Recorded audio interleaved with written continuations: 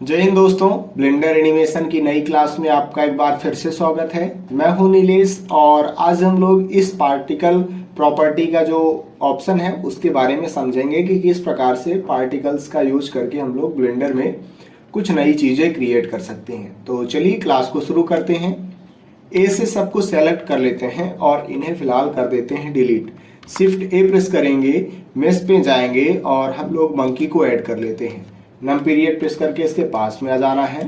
Control 2 press करेंगे तो 2 level का सब डिवीजन मॉडिफायर लग जाएगा और राइट टिक करके सेट ऑटो स्मूथ कर देते हैं। अब मान के चलिए कि हम लोग इस मंकी के सिर पे बाल उगाना चाहते हैं, तो उसके लिए हमें यूज करना पड़ेगा पार्टिकल प्रॉपर्टी वाला जो ऑप्शन है उसे। तो चलिए शुरू करते हैं। सबसे पहले आपको यहाँ पे आ जाना है और लेफ्ट क्लिक करना है। आप यहाँ पे देख सकते हैं कि हमें हेयर्स के लिए कोई भी ऑप्शन नजर ही नहीं आ रहा है, तो हम लोग प्लस पे क्लिक करेंगे तो पार्टिकल्स के लिए एक स्लॉट ऐड हो जाएगा।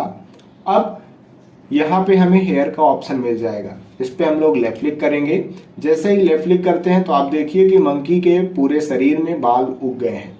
अब यहाँ पे नंबर्स का ऑप्शन है, अगर हम लोग ज़्यादा यहाँ पे बाल उगाना चाहते हैं तो फिर इसको बढ़ाएंगे। अगर हमें मान लीजिए कि 500 बाल चाहिए तो हम लोग यहाँ पे जाएंगे और यहाँ पे लिख देना है आपको 500। जितने भी आपको बाल चाहिए उतने आपको यहाँ पे कर देना है।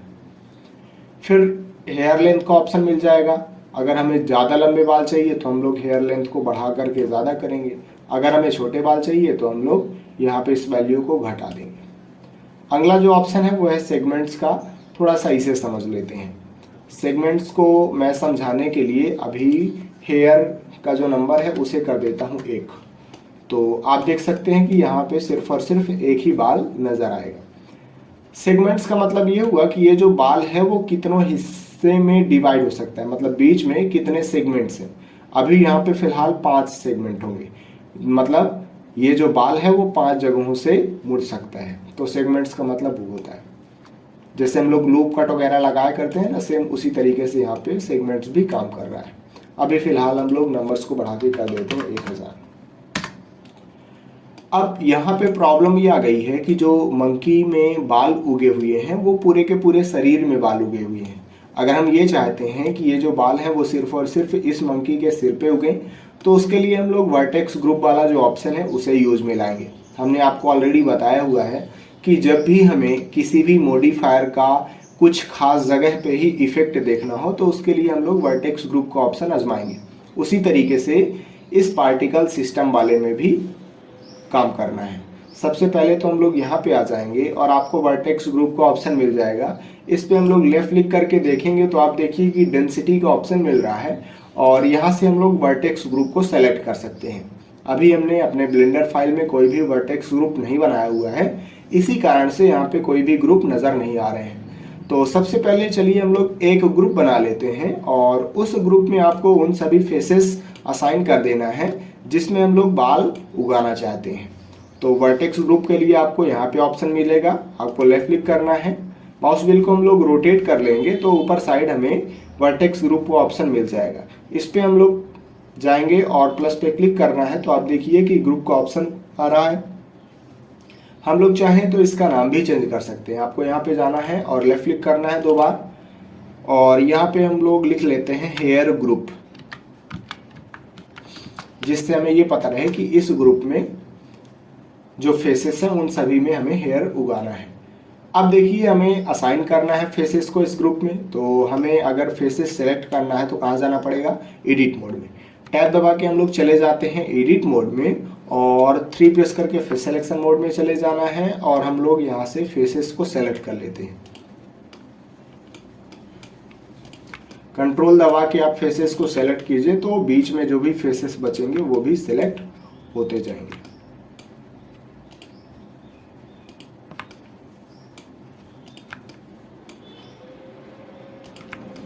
ये हमने सभी फेसेस सेलेक्ट कर लिए हैं जहां जहां हमें बाल उगाने हैं।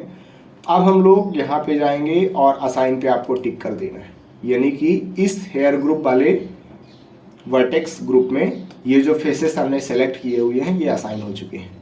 अब हम लोग वापस चले जाएंगे टैब दबा के ऑब्जेक्ट मोड में और हमें आ जाना है पार्टिकल प्रॉपर्टी वाले ऑप्शन में, और यहाँ से जो वर्टेक्स ग्रुप का ऑप्शन मिल रहा है डेंसिटी पे जाएंगे, यहाँ पे लेफ्ट क्लिक करेंगे। आप देखिए कि अभी अभी हमने हेयर ग्रुप वाला वर्टेक्स ग्रुप बनाया हुआ है, इसे यहाँ से सेलेक्ट कर लेंगे। जैसे ही हम लोग इस ग्रुप को सेलेक्ट करेंगे तो आप देखिए कि ये जो हमने पार्टिकल सिस्टम लगाया हुआ है वो सिर्फ और सिर्फ इसी वर्टेक्स ग्रुप वाले हिस्से में काम कर रहा है। अगर हमें ज़्यादा हेयर उगाने हैं तो उसके लिए हम लोग यहाँ से नंबर्स को बढ़ा सकते हैं। अगर हमें 200 बाल चाहिए या फिर 2000 बाल चाहिए तो हम लोग यहाँ से कंट्रोल कर सकते हैं। अभी फ़िलहाल मैं इसे बढ़ा करके 2000 कर दिया। अब मान के चलिए आप इन हेयर्स को अपने हिसाब से कंट्रोल करना चाहते हैं कि हेयर्स किधर साइड मुड़े, आप अपने हिसाब से इस मंकी की हेयर स्टाइल चेंज करना चाह रहे हैं, तो उसके लिए आपको यहाँ पे जाना है और सबसे लास्ट में आपको पार्टिकल एडिट वाला मोड मिल जाएगा। इस पे हम लोग लेफ्ट क्लिक करेंगे। अब आपको एक सर्कल नज़र आ जाएगा।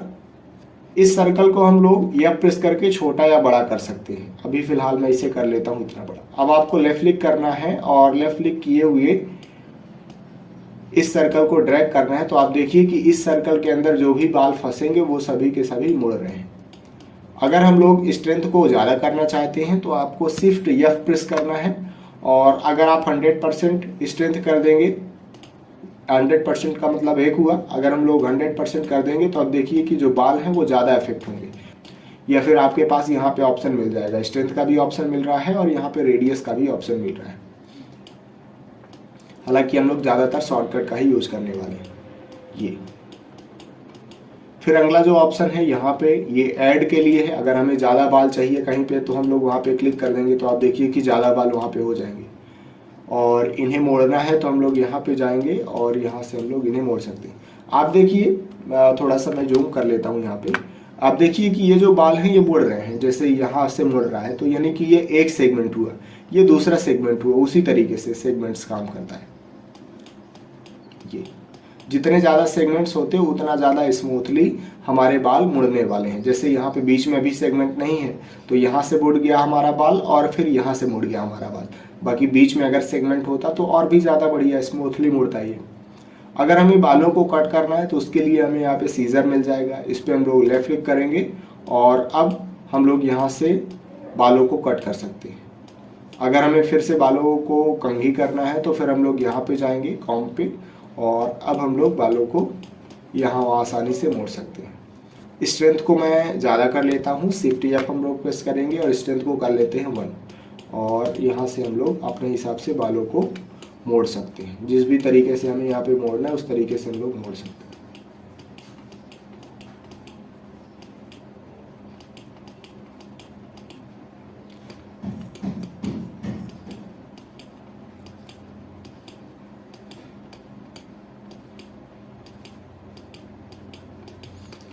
तो आप इनकी प्रैक्टिस करिए और इस तरीके से हम लोग जैसे भी चाहें बना सकते हैं बालों को। अगर हमें कट करना है पीछे साइड के तो मैं यहाँ पे जाऊँगा और इनको हम लोग कट कर देते हैं। ये अब हम लोग वापस आ जाते हैं ऑब्जेक्ट मोड में और कुछ इस तरीके से हमें रिजल्ट देखने को मिल जाएगा। अब मान के चलिए हमने जो एडिट किया हुआ है उसे डिलीट करना है, तो फिर उसके लिए हमें यहाँ पे डिलीट एडिट का ऑप्शन मिलेगा। जैसे ही हम लोग इस पर क्लिक करेंगे तो आप देखिए कि हमने पार्टिकल एडिट वाले मोड में जाके जो भी एडिट किया रहा होगा वो सब कुछ डिलीट हो गया है। और अगर हमें हेयर्स नहीं चाहिए तो उसके लिए हम लोग यहाँ पे जाएंगे और इमिटर पे क्लिक करना है। ये जो इमिटर वाला ऑप्शन है इसका हम लोग ज़्यादातर यूज करने वाले हैं। कैसे करेंगे आइए वो समझते हैं। इमिटर का मतलब ये हुआ कि अगर मैं स्पेस बार प्रेस करके एनिमेशन को चालू करूंगा तो आप देखिए कि यहाँ से जो बॉल्स हैं वो निकलने लगेंगे। अभी मैं टाइम लाइन को थोड़ा सा ड्रैग करके बड़ा कर लेता हूँ। जैसे ही हम स्पेस बार प्रेस करते हैं तो आप देखिए कि यहाँ पे इस मंकी के शरीर के अंदर से छोटे छोटे बॉल्स निकल रहे हैं। ये बॉल्स काफ़ी नीचे तक जा रहे हैं। नम पीरियड प्रेस करके मैं मंकी के पास में आ जाता हूँ और थोड़ा सा हम लोग समझते हैं यहाँ पे कि ये जो ऑप्शन है ये किस प्रकार से काम में आएंगे। 2000 लिखा हुआ है, इसका मतलब ये हुआ कि इस मंकी के अंदर से 2000 बॉल्स निकलने वाले हैं। अगर मैं यहाँ पे 1 कर देता हूँ तो इसका मतलब ये हुआ कि अब मंकी के शरीर से सिर्फ और सिर्फ एक ही बाल निकलेगा, यानी कि एक ही गेंद निकलेगी। अभी आप देख सकते हैं कि ये एक गेंद निकल गई है। शिफ्ट और लेफ्ट एरो से पहले वाले फ्रेम पे आ जाएंगे और स्पेस बार प्रेस करेंगे तो आप देखिए कि ये सिर्फ और सिर्फ एक ही गेंद निकल रही है। जितने ज़्यादा हम लोग यहाँ पे नंबर कर देंगे उतनी ही ज़्यादा गेंदें यहाँ से निकलने वाली हैं। अब फ्रेम का थोड़ा सा हम लोग मतलब समझ लेते हैं। यहाँ पे फ्रेम स्टार्ट एक है, इसका मतलब ये हुआ कि इस मंकी के शरीर से पहले वाले फ्रेम से ही गेंद निकलना स्टार्ट हो जाएंगी। जैसे कि आप यहाँ पे देख सकते हैं कि जैसे ही पहला फ्रेम हुआ तो ये गेंद निकलना स्टार्ट हो गई। अगर हम लोग फ्रेम को कर देते हैं यहाँ पे, तो अब 20वें फ्रेम तक गेंद नहीं निकलेंगी, 20वें फ्रेम से गेंद निकलना स्टार्ट हो जाएंगी इस तरीके से।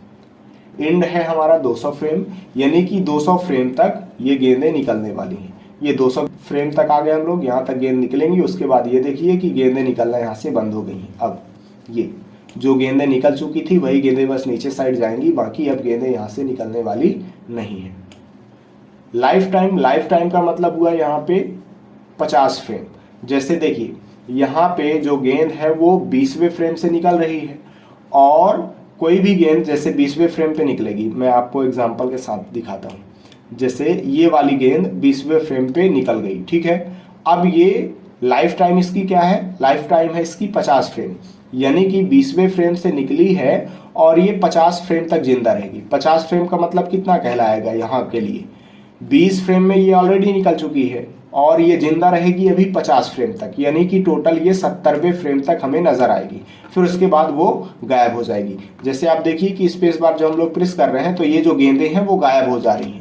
जिस हिसाब से वो निकली थी, जिस फ्रेम पे वो निकली रही होंगी और 50वें फ्रेम तक वो चलेंगी, उसके बाद वो डिलीट हो जाएंगी, गायब हो जाएंगी।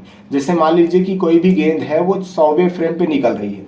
अभी ये वाली जो गेंदें हैं वो 100वें फ्रेम पे निकल रही हैं और इनका लाइफ टाइम क्या है, 50 फ्रेम, यानी कि 100 के बाद 50 फ्रेम तक ये जिंदा रहेंगी। 150वें फ्रेम तक ये जिंदा रहेंगी, उसके बाद ये खत्म हो जाएंगी, ये हमें नहीं दिखेंगी। अभी हम लोग फ्रेम स्टार्ट को कर लेते हैं एक, तो अब आपको आई होप कि समझ में आ गया होगा। अब जैसे फ्रेम स्टार्ट 1 है ना, इसका मतलब ये हुआ कि जो पहली वाली गेंद है वो पहले फ्रेम पे ही निकल जाएगी। आप यहाँ पे देख भी सकते हैं, और ये 50वें फ्रेम तक रहने वाली है क्योंकि पहले ही फ्रेम पे निकल गई है और इसको जिंदा रहने के लिए 50 फ्रेम चाहिए, तो 50वें फ्रेम तक ये रहेगी, उसके बाद से वो गायब हो जाएगी। और ये जो बाकी ऑप्शन है थोड़ा सा हम लोग इन्हें देख लेते हैं। सोर्स पे हम लोग जाएंगे। जैसे अभी हमने फेसेस सेलेक्ट कर रखा है, तो इसका मतलब ये हुआ कि जो बॉल्स निकलेंगी वो इस मंकी के फेसेस से निकल रही हैं। अगर हम लोग ये चाहते हैं कि वर्टिसीज से निकलें तो फिर हम लोग वर्टिसीज यहाँ पे सेलेक्ट कर लेंगे।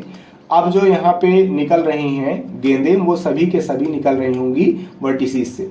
अब मंकी की जो वर्टिसीज होती हैं वो सभी जगह होती हैं। टैब दबा के हम लोग चले जाएंगे एडिट मोड में। आप देखिए कि यहाँ पे वर्टिसीज हर जगह हैं, इसीलिए हमें यहाँ पे डिफरेंस समझ में नहीं आ रहा है। टैब दबा के मैं वापस चला जाता हूँ ऑब्जेक्ट मोड में और शिफ्ट ए प्रेस करके हम लोग एक क्यूब ऐड कर लेते हैं। G प्रेस करके इसको इधर साइड मूव कर देते हैं और इस क्यूब में भी हमें लगाना है पार्टिकल सिस्टम, तो उसके लिए हम लोग प्लस पे क्लिक करेंगे। अब जिस तरीके से हम लोगों ने मंकी के लिए ये सभी ऑप्शन सीखे हैं उसी तरीके से इस क्यूब में भी काम करेंगे वो सारे के सारे ऑप्शन। थोड़ा सा हम लोग इस सोर्स वाले ऑप्शन को समझ लेते हैं।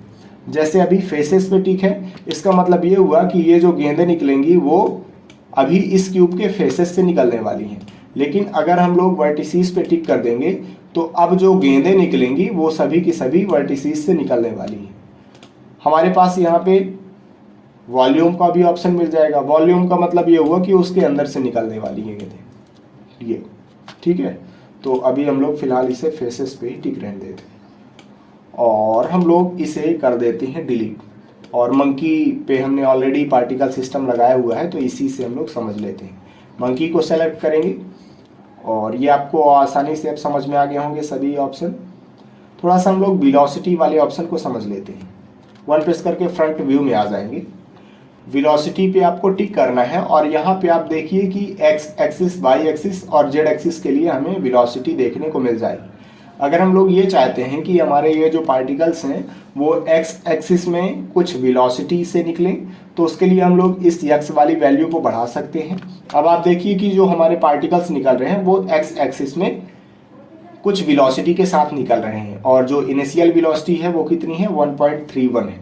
अगर हमें 5 मीटर पर सेकंड की वेलोसिटी चाहिए तो हम लोग यहाँ पे लिख देंगे 5। तो अब आप यहाँ पे देख सकते हैं कि ये जो पार्टिकल्स निकल रहे हैं उनकी इनिशियल वेलोसिटी ही एक्स एक्सिस में 5 मीटर है। अगर हम लोग इनको वाई या फिर जेड एक्सिस में भी इनिशियल वेलोसिटी देना चाहते हैं तो उसके लिए हमारे पास ये वाला ऑप्शन है। अगर आप ये चाहते हैं कि ये जो पार्टिकल्स हैं वो पॉजिटिव एक्स डायरेक्शन में ना निकल के निगेटिव एक्स डायरेक्शन में निकलें तो आप इस वेलोसिटी को माइनस में भी ले जा सकते हैं और आपको स्पेस बार प्रेस करना है। तो आप देखिए कि ये जो पार्टिकल्स हैं ये इधर साइड अब निकल रहे हैं। 1 प्रेस करके मैं फ्रंट व्यू में आ जाता हूँ और यहाँ पे थोड़ा सा अब हम लोग समझ लेते हैं। अभी आप देखिए कि हमने वर्टेक्स ग्रुप में हेयर ग्रुप वाले हिस्से को सेलेक्ट कर रखा है। हेयर ग्रुप वाला वर्टेक्स ग्रुप यहाँ पे सेलेक्ट है। इसी वजह से जो पार्टिकल्स निकल रहे हैं वो सिर्फ और सिर्फ हेयर ग्रुप वाले फेसेस से निकल रहे हैं। अगर हम लोग इसे कट कर देते हैं यहाँ से तो अब जो पार्टिकल्स निकलेंगे वो इस मंकी के सभी हिस्से से निकलने वाले हैं। और अभी ये पार्टिकल्स निगेटिव एक्स डायरेक्शन में जा रहे हैं। उसका रीज़न ये है कि अभी हमने यहाँ पे इनिशियल वेलोसिटी दे रखा है। अभी फिलहाल मैं इसे कर देता हूँ 0। थोड़ा सा अब हम लोग फील्ड वेट वाले ऑप्शन को भी समझ लेते हैं। इस पर हम लोग लेफ्ट क्लिक करेंगे और स्पेस बार प्रेस करके अभी मैं एनिमेशन को फिलहाल बंद कर देता हूँ। 1 प्रेस करके हम लोग फ्रंट व्यू में आ जाते हैं। अभी आप देखिए कि ग्रेविटी यहाँ पे 100% हो रखी है। इसका मतलब ये हुआ कि ये जो पार्टिकल्स हैं वो नीचे साइड जाएंगे।